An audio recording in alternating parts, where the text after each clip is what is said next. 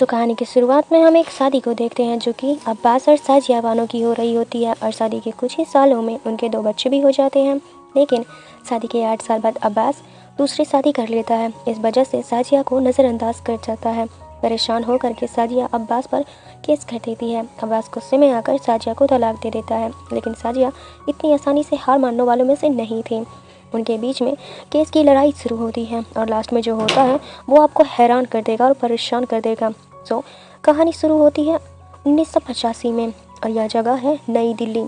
एक रिपोर्टर्स के पास साजिया बानो नाम की एक औरत इंटरव्यू देने के लिए जाती है।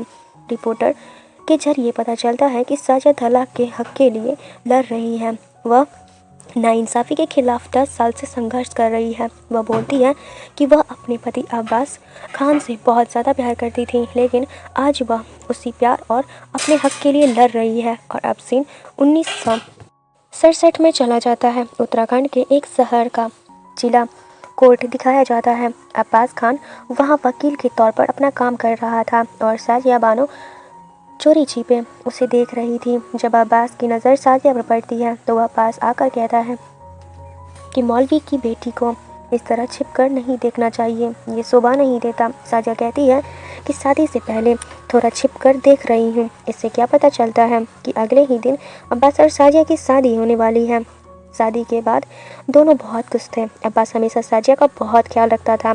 साजिया भी अक्सर ऑफिस के समय फ़ोन करके अब्बास का हाल लेती और अब्बास को यह बहुत अच्छा लगता था। इसी बीच साजिया प्रेग्नेंट हो जाती है। प्रेगनेंसी के दौरान घर सजाते समय उसके पड़ोसी से झगड़ा हो जाता है। साजिया दीवार का एक हिस्सा तोड़कर वहाँ फूलों के पौधे लगाना चाहती थी, पर पड़ोसी उसे रोकता है। साजिया जब पुलिस बुलाने की धमकी देती है तो पड़ोसी अब्बास को फ़ोन कर देता है। अब्बास घर आता है और साजिया को लेकर पड़ोसी के पास जाता है और वह पड़ोसी के सामने ही साजिया को ज़मीन के कागज़ दिखाता है और कहता है कि आज से यह जगह तुम्हारी है, तुम इसे तोड़ो या जो मर्जी करो, कोई रोकेगा तो मैं देख लूँगा, पुलिस बुलाना बाकी मैं देख लूँगा।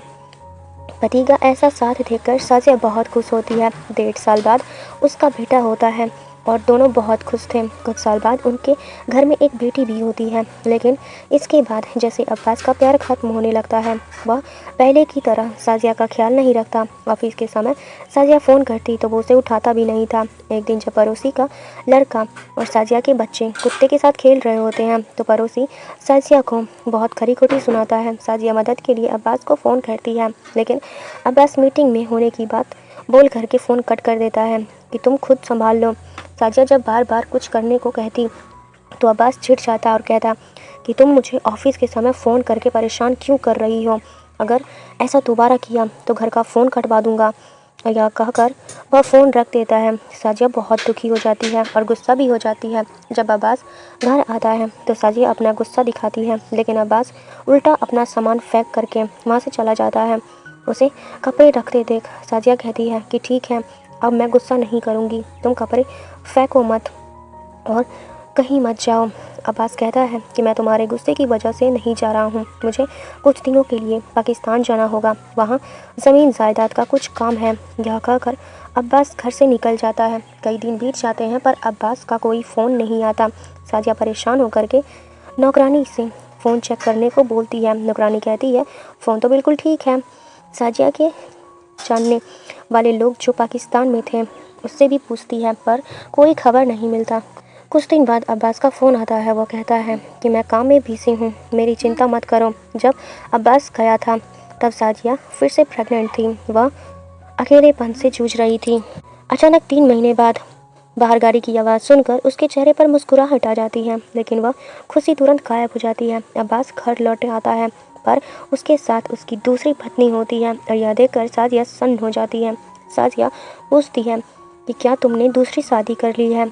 जवाब उसकी सास देती है कि सास कहती है कि सायरा, मतलब जो दूसरी पत्नी है, उसके परिवार का हमारे ऊपर बहुत कर्ज था, इसीलिए अब्बास को मजबूरन में यह शादी करनी पड़ी। साजिया फिर से वही सवाल करती है। फिर सास बीच में बोलती है कि सायरा का पति मर चुका है, वह बेचारी अनाथ थी, इसीलिए अब्बास ने उसे शादी की। साजिया को गुस्सा आता है और वह कहती है कि मुझसे बिना पूछे दूसरी शादी क्यों की। सारा उल्टा उससे ही सुनाने लगती हैं कि 1 घंटा हो गया है और बाहर नई बहू खड़ी है, उसे घर के अंदर ले जाना होगा। सायरा घर के अंदर आती है और पड़ोसी भी उसे देखने पहुंच जाते हैं।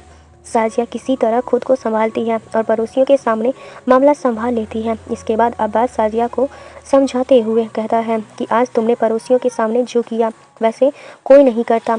असल में हालात ऐसे थे कि मुझे शादी करनी पड़ी। तुम चिंता मत करो, सायरा तुम्हारा कोई हक नहीं छीनेगी।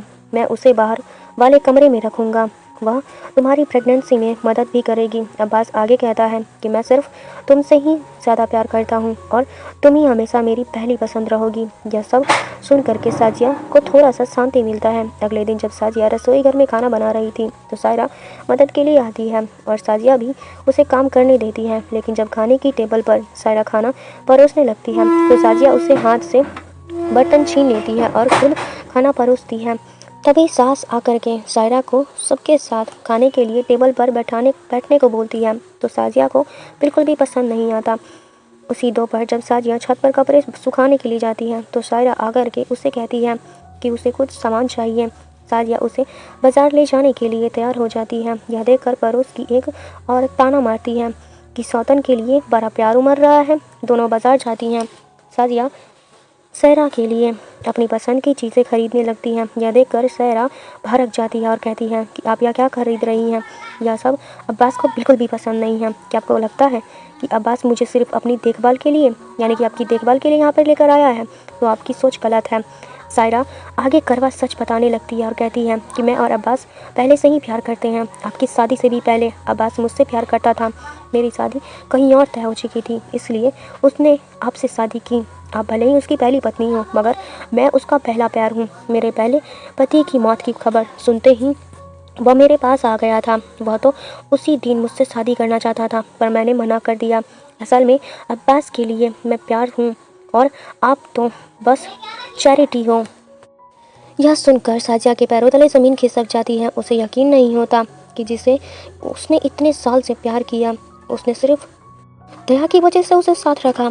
साजिया भारी मन से घर आती है और अब्बास से पूछती है कि क्या आप सायरा को पहले से ही जानते थे?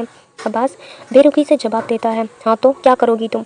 साजिया कहती है, उसे तो आपकी हर पसंद और नापसंद का पता है, यहाँ तक कि वह आपकी पसंद के कपड़े के बारे में भी जानती है। अब्बास गुस्से में आकर साजिया को चुप रहने को बोलता है। साजिया कहती है कि मैं आपकी बेगम हूँ। शादी के बाद आपने कभी मेरा नाम नहीं लिया, आज नाम क्यों ले रहे हो? अब्बास अब साजिया को सोने को बोलता है। आधी रात को साजिया बाहर वाले कमरे के पास जाकर के सुनती है कि अब्बास और सायरा हंसी मजाक कर रहे हैं और यह सुनकर उसे बहुत दुख होता है। फिर भी वह कुछ नहीं बोलती, सब कुछ सुन लेती है। धीरे धीरे घर में सायरा का राज चलने लगता है और इसी बीच में साजिया का एक और बच्चा होता है। साजिया अपने तीनों बच्चों को पालती है और दूसरी तरफ अब्बास सिर्फ सायरा के साथ मजे लेता है। वो यह सब साजिया के सामने ही करता है और साजिया का दिल पत्थर हो जाता है और टूट जाता है और बर्बाद हो रहा होता है। वो अपने दिल पर पत्थर रखकर ये सब बर्दाश्त करती जा रही थी। एक वक्त आता है जब सायरा भी प्रेग्नेंट हो जाती है और दूसरी तरफ साजिया की शादी की सालगिरह आती है। वह खुशी खुशी नाश्ता लेकर अब्बास के ऑफिस पहुंचती है। अब्बास उस समय मीटिंग कर रहा था। वह उसे अचानक वहां देख करके पूछता है कि यहाँ पर क्यों आई हो? साजिया बताती है कि आज उनकी शादी की सालगिरह है। अब्बास बाकी लोगों को बाहर भेज करके पूछता है कि सालगिरह है तो क्या हो गया? साजिया कहती है कि आप मुझे समय ही नहीं देते हैं और सारा वक्त सायरा के साथ बिताते हैं। अब्बास कहता है कि तुम्हें जो चाहिए वो तुम्हें मिलता ही है ना, फिर इतना समय क्यों करती हो? और अब जाओ, जहाँ से जाओ, मुझे मीटिंग है, मुझे मीटिंग में काम करना है। वह और भी कई कड़वी बातें बताता है, बोलता है, जिसे बाहर खड़े लोग भी सुन रहे होते हैं। साजिया को बहुत ठेस पहुंचती है और वह बच्चों को लेकर के अपने मायके चली जाती है। इधर अब्बास अपनी मेज पर रखी साजिया की तस्वीर देख करके अपनी गलती महसूस करता है। वह फूल लेकर के घर पहुंचता है पर उसे पता चलता है कि साजिया चली गई है। साजिया अपने बच्चे को अपने पिता के मददसरे में डाल देती है। एक दिन पिता बताते हैं कि अब्बास का फ़ोन आया है और उसे बच्चों का हाल पूछा है उसने। साजिया पूछती है कि क्या उन्होंने मेरे बारे में पूछा? तो फिर कहते हैं कि नहीं। काफ़ी दिन बीत जाते हैं। साजिया बस अब्बास के फ़ोन का इंतज़ार करती है पर अब्बास अपने घमंड में रहता है। एक दिन सास का फ़ोन आता है और वह कहती है कि बहुत दिन हो गए हैं और अब घर वापस आओ। साजिया कहती है कि अगर अब्बास मुझे माफ़ी मांगेंगे मैं तभी यहाँ वापस आऊँगी। माफ़ी की बात सुनकर सास गुस्सा हो जाती है और अब्बास भी चुप रहता है। साजिया मन ही मन सोचती है कि अगर अब्बास एक बार सॉरी कह देंगे तो वह बिना कुछ सोचे वापस चली जाएगी, लेकिन अब्बास बच्चों के खर्चे के पैसे भी नहीं भेजता। मजबूरी में सादिया एक दिन अपने पिता के साथ अब्बास के घर आती है और वहाँ आकर के बोलती है और देखती है कि सायरा का एक बच्चा भी हो गया था। अब्बास अपने बेटे को देख करके काफ़ी ज़्यादा खुश होता है। सादिया अब्बास को अलग से बात करने के लिए बुलाती है। जब अब्बास आता है तो साजिया पूछती है कि आप कैसे हैं। अब्बास उल्टा सवाल करता है कि यहाँ पर क्यों आई हो। साजिया कहती है कि अपने कई महीनों से बच्चों का हाल भी नहीं पूछा और खर्चे के पैसे भी नहीं भेजे थे। यह सुनकर अब्बास ताना मारता है, तो क्या तुम सिर्फ पैसों के लिए आई हो। साजिया कहती है कि बच्चे सिर्फ मेरे अकेले के नहीं हैं, मैं ही सब संभालूं। अब्बास कहता है कि मैंने तुम्हें जाने के लिए तो नहीं कहा था, तुम खुद गई थी क्योंकि तुम मेरी दूसरी पत्नी को बर्दाश्त नहीं कर पाई हो। साजिया जवाब देती है कि आपने मुझे बताकर शादी नहीं की थी। तब अब्बास ऊंची आवाज़ में कहता है कि दूसरी शादी करके उसने पुण्य का काम किया है। इस पर साजिया कहती है कि पुण्य कमाना है तो हज कीजिए, दूसरी शादी क्यों की। अब्बास गुस्सा होकर के कहता है कि तुम असली मुस्लिम नहीं हो, इस्लाम में दूसरी शादी की इजाज़त है। ऐसा कहती है कि मुझे इस्लाम मत सिखाइए, आपने कभी कुरान नहीं पढ़ा और आप 5 वक्त की नमाज़ भी नहीं पढ़ते और जुम्मे की नमाज के लिए भी आपको ज़बरदस्ती भेजना पड़ता है। अब्बास बात घुमाते हुए कहता है कि तुम ज़रा से चलती हो इसीलिए घर छोड़कर चली गई थी। साजिया मान लेती है कि हाँ, मुझे उससे जलन होती है, वह मुझसे ज़्यादा सुंदर है, ज़्यादा पढ़ी लिखी है और आप उससे मुझसे ज़्यादा प्यार करते हो। मैंने तो सब कुछ सच बोल दिया और आप भी अब सच कहिए, क्या आप उसे पहले से जानते थे। क्या उसके पति की मौत की खबर सुनकर आप उसके पास भागे चले गए थे। अब्बास और भी भड़क जाता है और कहता है कि तुम शादी को खेल समझती हो, तभी घर छोड़कर चली गई थी। साजिया कहती है कि खेल मैं समझ रही हूँ या फिर आप। एक औरत शादी के बाद क्या चाहती है कि उसका आपको तो पता भी नहीं है। बहस बढ़ती है और अब्बास उसकी बेइज्जती करने लगता है। साजिया कहती है कि मैं यहाँ सिर्फ अपने बच्चों के लिए आई हूँ, अपने हर महीने बच्चों के लिए 400 रुपये देने का वादा किया था। इतना कहकर वह चली जाती है। घर पहुँचने पर साजिया के पिताजी को कुछ समझ में नहीं आता है कि मामला सुलझाकर बेटी को ससुराल भेज दो, लेकिन पिता साजिया का साथ खड़े होते हैं और कहते हैं कि तू जो भी फैसला करेगी मैं तेरे साथ हूँ। साल 1975 आ जाता है और 8 साल की शादी के हक के लिए साजिया एक वकील के पास आती है। वह अब्बास के नाम पर केस करना चाहती थी, पर वकील अब्बास का नाम सुनकर हैरान हो जाता है। साजिया कोर्ट में अब्बास के खिलाफ मामला दर्ज कराती है, जिसे अब्बास की असिस्टेंट सुन करके उसे बता देती है। साजिया का केस कोर्ट में आता है। जब जज वकील के बारे में पूछते हैं तो साजिया कहती है कि उसकी कोई भी वकील नहीं है और वह खुद अपनी बात रखेगी। वह बताती है कि उसका पति अब्बास उसके 3 बच्चों का ख्याल नहीं रख रहा है, इसीलिए वह केस करने आई है। जज यह सुनकर उसे काजी के पास जाने को बोलता है। साजिया कहती है कि वहाँ जाने से कोई भी फ़ायदा नहीं हुआ, इसलिए यहाँ पर आई हूँ। साजिया कहती है कि अगर मैं किसी का कत्ल करूँगी तो क्या आप केस लेंगे, फिर यह केस क्यों नहीं ले रहे हैं। तभी वकील बेरा जान और उसके साथ ही फराज सैद धारा 125 के तहत साजिया का केस लड़ने को तैयार हो जाते हैं। अब्बास का असिस्टेंट उसे बताता है कि धारा 125 का मामला है, इसमें जेल भी जाना पड़ सकता है। यह सुनकर सायरा डर जाती है और अब्बास से कहती है कि सिर्फ 400 रुपये की बात है, मामला सुलझा लीजिए। अगले दिन अब्बास साजिया को बुलाता है और पहले बच्चों का हाल पूछता है और फिर कहता है कि तुम्हें कोर्ट नहीं जाना चाहिए था। साजिया बोलती है कि मैं भी केस नहीं करना चाहती थी, अगर सुलह हो जाए तो अच्छा है। अब्बास अब अपना सारा गुस्सा निकालता है और कहता है कि मैं सिर्फ सारा से प्यार करता हूँ, तुमसे नहीं करता।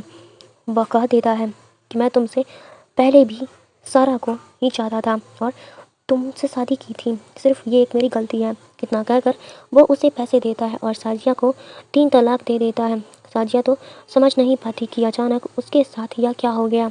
ना सिर्फ साजिया बल्कि अब्बास की माँ और बहन भी हैरान हो जाते हैं। माँ कहती है कि इतना बड़ा फैसला लेने से पहले एक बार भी मुझे नहीं बताया। अब्बास कहता है कि उसने धारा 125 के तहत केस किया है, इसलिए तलाक देकर मैं उसे इस हक से बाहर कर दिया। वह कहकर कि कोर्ट में मेरी इज्जत है, मेरा रुतबा है, दूसरी तरफ साजिया बुरी तरह टूट जाती है और रोते हुए अपने घर आती है। जब वह घर पहुंचती है तो अब्बास नौकरानी के हाथों साजिया का सारा सामान भिजवा देता है। साजिया सिलाई मशीन चलाकर अपने दुख को भुलाने की कोशिश करती है। इसी बीच वकील और बेला फराज आ करके उसे संभालते हैं। साजिया उन्हें बताती है कि उसे 2 तलाक दिया गया है और वह एक बार में 3 तलाक हैं। कुरान में इसके बारे में साफ साफ लिखा गया है कि बेला कहती है, तुम क्या कहना चाहती हो कि शरीयत के हिसाब से तुम्हारा तलाक नहीं हुआ है? अगर ऐसा तो धारा 125 अभी भी लागू है। इसीलिए बेला कोर्ट में फिर से साजिया के पक्ष रखती है और कहती है कि वह अब्बास ने पत्नी बच्चों का ख्याल नहीं रखा, वादा किया पर वह नहीं दिया, इसीलिए हम मांग करते हैं कि वह हर महीने 400 रुपये दे। अब्बास कहता है कि मैंने 3 महीने पहले ही उसे तलाक दे दिया, का ख्याल नहीं रखा, वादा किया था 400 रुपये हर महीने देगा पर वह नहीं दिया, इसीलिए हम मांग करते हैं कि वह हर महीने 400 रुपये दे। अब्बास कहता है कि मैंने 3 महीने पहले ही उसे तलाक दे दिया है। बेला कहती है यह विदायत तलाक था, इसीलिए तलाक नहीं हुआ। अब्बास कोर्ट में दावा करता है उसने शरीयत के हिसाब से तलाक दे दिया है। तभी पीछे से साजिया बोलती है कि एक सांस में 3 तलाक बोलना जायज़ नहीं है। इस्लाम में इसे बताया गया है कि वह आगे कहती है कि तलाक देने के लिए कुरान के ज्ञान को होना ज़रूरी है, पर उसने तो कभी कुरान पढ़ा ही नहीं, फिर तलाक कैसे हो गया? बहस बढ़ती जा रही थी। जज कहते हैं कि यह केस यहाँ का नहीं है, यह मुसलमान लॉ का मामला है, इसीलिए मुस्लिम कोर्ट चाहिए। साजिया के पिता उससे मस्जिद ले जाते हैं। साजिया अपना चेहरा ढक कर मस्जिद पहुंचती है और वहां काजी और वकील से मिलकर के साजिया पर ही आरोप लगने लग जाते हैं कि वह कहते हैं कि साजिया ने शरीयत का अपमान किया है। वह कहते हैं कि जो मामला काजी समझा सकते थे उसे कोर्ट में ले जाकर उसने इस्लाम का अपमान किया है। वह साजिया के पिता को भी खरी खोटी सुनाते हैं क्योंकि वह खुद एक मौलवी हैं। साजिया के अंदर से बार बार सवाल उठता है। वह कहती है कि मैं पहले काजी के पास ही गई थी पर उन्होंने सही समाधान नहीं दिया और यह तलाक मान्य नहीं है। वो कुरान का हवाला देकर कहती है कि एक सांस में 3 तलाक नहीं होता, तलाक से पहले 3 महीने का समय दिया जाता है ताकि पति पत्नी के बीच झगड़े सुलझा सके। वो कहती है कि शादी कोई गुड्डा गुड़िया का खेल नहीं है। वो सुर बकरा और सुर निशा के आयतों का उदाहरण देती है। लेकिन अब्बास की तरह के लोग कहते हैं कि शरीयत में तलाक का जिक्र साफ है और तुम उससे मान क्यों नहीं रही हो? साजिया कहती है कि इस्लामी शरीयत में यह साफ लिखा गया है कि एक पति अपनी पत्नी के अनुमति के बिना दूसरी शादी नहीं कर सकता। वह इसके लिए सुर निशा का उदाहरण देती है। वह आगे कहती है कि अगर मर्द शरीयत के बाहर जाकर दूसरी शादी कर सकता है तो औरत अपना हक क्यों नहीं मांग सकती? हुजूर अब साजिया से कहते हैं कि तुम काफिर हो गई हो। साजिया जवाब देती है कि आप ऐसे नहीं बोल सकते, मेरे और अल्लाह के बीच क्या है? यह मेरा निजी मामला है, इसमें आप सवाल मत उठाइए। मैं जो कुछ भी कह रही हूँ वह कुरान से ही कह रही हूँ। बेटी की ऐसी हिम्मत देखकर साजिया के पिता के बाद साजिया पर चक्कर लगाती रहती है। पैसों की तंगी होने की वजह से अपने सोने के गहने भी बेच देती है और इस तरह 4 साल और बीत जाते हैं। साल 1979 में साजिया और अब्बास का मामला फिर से शुरू होता है। वहाँ अब्बास कहता है कि मैंने शरीयत के हिसाब से ही तलाक दिया था और मेहर के रकम भी दे दी थी, इसलिए धारा 125 के तहत इस कोर्ट का कोई भी मतलब नहीं है। वकील बेला सवाल उठाती है कि अगर तलाक हो भी गया है तो भी आपको अपनी पत्नी और बच्चों का ख्याल रखना होगा जब तक कि वह दूसरी शादी नहीं कर लेती। 1 साल और केस चलने के बाद आखिर में साजिया की जीत होती है। कोर्ट से अब्बास को चिट्ठी भेजी जाती है कि वह साजिया को साल के 1000 रुपये दे। लेकिन इतने में साजिया का गुजारा कैसे होगा? बच्चे भी तो बड़े हो रहे थे, स्टूडेंट भी अब स्कूल जाने लगे थे, जिससे मदरसा खाली हो गया था। फिर भी पिता हार नहीं मानते और कहते हैं कि वह अपनी बेटी का साथ ही देंगे। समाज की नज़रों में साजिया जैसे सबकी दुश्मन बन जाती है। लोग उसे अब अजीब नज़रों से देखने लगते हैं और दीवारों पर उसके खिलाफ उल्टा सीधा लिखते हैं। साल 1981 आ जाता है और अब हिंदू और मुस्लिम दंगे शुरू हो जाते हैं। इससे सबसे ज़्यादा असर साजिया पर पड़ता है। वह किसी तरह अपने तीनों बच्चों को बचाने की कोशिश करती है। जब पिता उसे सुरक्षित जगह ले जाते हैं और बोलते हैं कि साजिया ज़मीन के कागजात निकालती है और वकील फराज को लेकर के अब्बास के ही घर पहुंच जाती है। साजिया उसी जगह पर अपना हक जताने आती है और घर के बाहर वाले कमरे में रहने लगती है। कमरा साफ करने के समय वह खिड़की से देखती है कि उसके आने की वजह से अब्बास और शायरा के बीच में काफ़ी बहस हो रही थी। दूसरी तरफ काजी और हुजूर अब्बास को बताते हैं कि जबकि साजिया एक बार केस जीत गई है, इससे अब बहुत सी औरतें तलाक पर सवाल उठा रही हैं और कोर्ट जा रही हैं। अगर ऐसे ही चलता रहा तो हमारी शरीयत खतरे में पड़ जाएगी और अब यह केस सिर्फ तुम्हारा नहीं है बल्कि अब पूरे देश का मामला बन गया है। यह सुनकर अब्बास कहता है कि मैं इतनी आसानी से शरीयत कानून पर सवाल उठाने नहीं दूंगा। मैं हाई कोर्ट जा रहा हूँ। 1982 में हाई कोर्ट में सुनवाई शुरू होती है और वकील बेला भी वहाँ पर पहुँच जाती है और कहती हैं कि तलाकशुदा पत्नी होने के बाद भी जब तक उसकी दूसरी शादी नहीं होती तब तक अब्बास को साजिया और बच्चों का खर्चा उठाना होगा। अब्बास दलील देता है कि एक्स वाइफ एक्स सेकुलर शब्द है, शरीयत में ऐसा कुछ नहीं होता। बेला जवाब देती है कि इस कोर्ट में शरीयत या सेकुलर का सवाल उठाना ही नहीं चाहिए। अब अब्बास कहता है कि तलाक एक कानूनी कॉन्ट्रैक्ट का ख़त्म होना है। एक बार यह ख़त्म हुआ तो सब खत्म। बेला पूछती है कि कॉन्ट्रैक्ट ख़त्म हो सकता है पर रिश्ता कैसे ख़त्म होगा? आप एक्स या फिर तलाकशुदा जैसे शब्द भले ही लगा लें पर शब्द के आखिरी में पत्नी ही रहेगी ना। अब्बास कहता है जिस दिन तलाक हो गया उस दिन से पति पत्नी एक दूसरे के लिए अजनबी हो जाते हैं। बेला तब बच्चों के साथ वाली तस्वीर दिखाती है और अब्बास कहता है सिर्फ बच्चों की माँ और कुछ नहीं। जज उन तस्वीरों को देखते हैं और बेला पूछती है कि जब उसने इन बच्चों को जन्म दिया तब क्या वह आपकी पत्नी थी? अब्बास ऑब्जेक्शन कहता है। तब बेला उसे याद दिलाती है कि यह शरीयत का कोर्ट नहीं है, यहाँ सेलर कानूनी चलता है। अब्बास चुप हो जाता है और बेला कोर्ट में कहती है कि जो सवाल पहले एक परिवार की छोटी सी डायरी तक सीमित थी अब वह अदालत में पहुंच चुकी है। और फिर पत्नी शब्द पर और उसकी अहमियत पर अपनी बात रखती है। कोर्ट के बाद जब साजिया बाहर आती है और देखती है कि उसके तीनों बच्चे बाहर बैठकर ही पढ़ाई कर रहे थे, बचपन से ही वह यह सब देखते आ रही थी। माँ अपने हक के लिए लड़ रही थी और उसने बच्चों को अकेले नहीं छोड़ा, वह खुद उन्हें अच्छी शिक्षा दे रही थी। उसी रात सायरा खिड़की से साजिया को कुरान पढ़ते हुए देखती है और अब्बास से कहती है कि वह हमसे ज़्यादा शरीयत के बारे में जानती है। और अगली सुनवाई के दिन अब्बास वकील बेला के असिस्टेंट फराज को पैसे दे करके ख़रीदने की कोशिश करता है लेकिन फराज नहीं बिकता। कोर्ट में अब्बास कहता है कि शादी के समय जो मेहर तय की गई थी वह मैंने तलाक के समय दे दी है, इसीलिए अब और कुछ देने का सवाल नहीं उठता। बेला इस पर सवाल उठाती है। वह कहती है कि मेहर तो शादी के दिन ही देनी चाहिए थी पर बहुत सी औरतों को यह मिलता ही नहीं है, वह मांगती भी है तो नहीं मिलता। बेला इसकी तुलना हिंदू रीति के कन्यादान से करती है। इस पर अब्बास भड़क जाता है और कहता है कन्यादान तो दहेज जैसा है, उससे मेहर से मत चोरिए। बेला बोलती है कि पत्नी की संपत्ति को दहेज नहीं कहा जा सकता। अब्बास कहता है कि जब बात कोर्ट तक आती है तो वह दहेज जैसा ही होता है। जज अब अब्बास को सीधा जवाब देने को बोलता है। अब्बास थोड़ा सा बीमार महसूस होता है, इसीलिए वह कोर्ट टालने की मांग करता है। कोर्ट के बाद अब्बास साजिया के पास जाकर कहता है इस बार भी तुम ही जीतोगी। यह बात बेला सुन लेती है और साजिया को सावधान करती है कि अब्बास कोई बड़ी चाल चल रहा है। हाई कोर्ट की कार्रवाई 1 साल और चलती है और 1983 में हाई कोर्ट साजिया के पक्ष में फैसला सुनाती है और अब्बास को। इस फैसले के बाद बेला मिठाई लेकर के अब्बास कैबिन में जाती है और कहती है कि आप यह केस जानबूझकर हारे हैं ताकि आप इसे सुप्रीम कोर्ट तक लेकर जा सकें और तलाक या कानूनी को ही बदल सके। अब्बास कहता है कि मुझे नहीं पता था कि आप इतनी जल्दी समझ जाएंगी। बेला कहती है कि हम भी कोई कच्चे खिलाड़ी नहीं हैं। अब्बास कहता है सेकुलर कानून के जरिए शरीयत का मजाक उड़ाया जा रहा है और यह मैं चुपचाप देखता नहीं रहूँगा।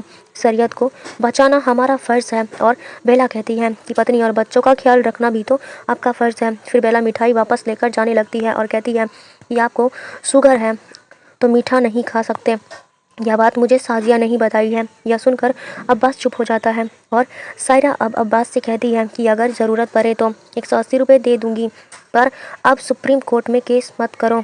अब्बास जवाब देता है कि मैं 180 रुपये के लिए ही लड़ रहा हूँ। इसके बाद सायरा साजिया के कमरे में जाती है और उसे कहती है कि तुमने यह सब क्या शुरू कर दिया है? साजिया कहती है कि मैं तो 180 रुपये में मान गई थी, पर अब्बास नहीं मान रहे। सायरा कहती है वह मुझसे प्यार करते हैं, फिर भी तुम ऐसा क्यों कर रही हो? साजिया जवाब देती है मैंने भी तो तुम्हें स्वीकार कर लिया है, पर तुमने अपना हक पाने के लिए सारा सच बता दिया, जबकि तुम जानती थी कि इसका अंजाम बुरा होगा। हमारे हमेशा सिर्फ प्यार काफ़ी नहीं होता, इज्जत भी चाहिए।